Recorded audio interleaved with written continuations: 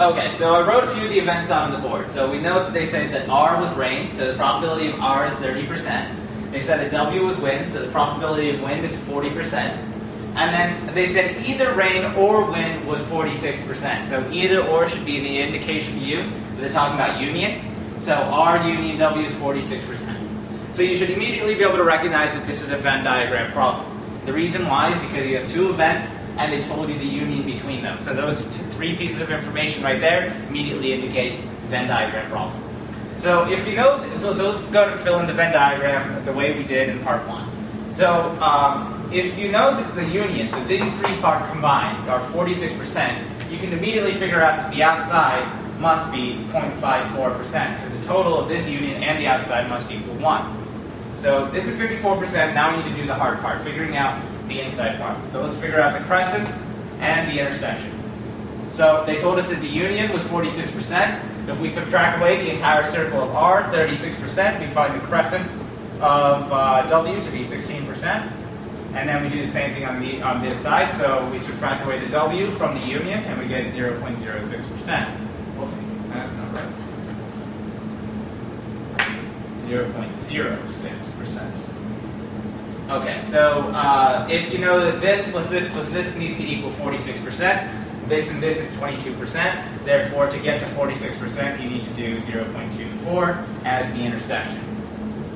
So now we can answer the problem. So the question said, what would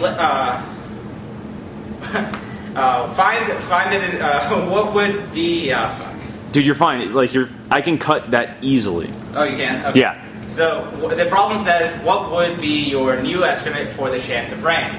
So if you're given that wind occurs, that means you know for sure that it's going to be windy.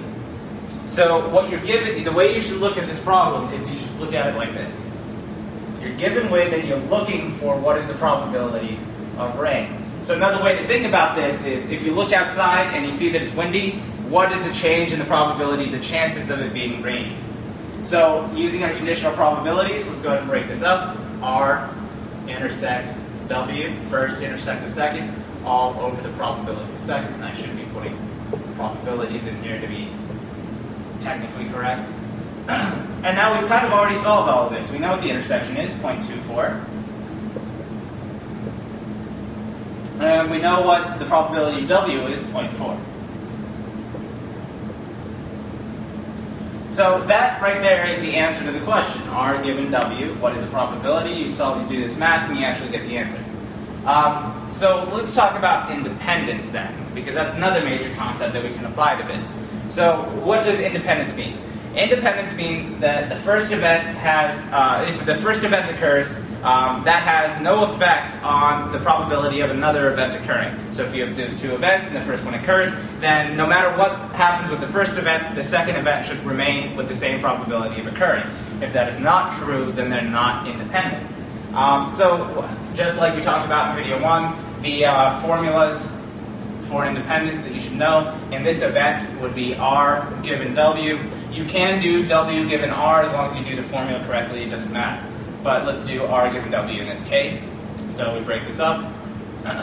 R intersect W over W. We know that's again the same thing as what we have over there. So if they were independent, that would mean that this probability right here would need to be the same as the probability of R, because in order for them to be independent, this relationship must be true. This is the independence rule right here. If this relationship is true, then they're independent. So 0.24 divided by 0.40, if that's equal to 0.3, they're independent. If not, then they're not independent.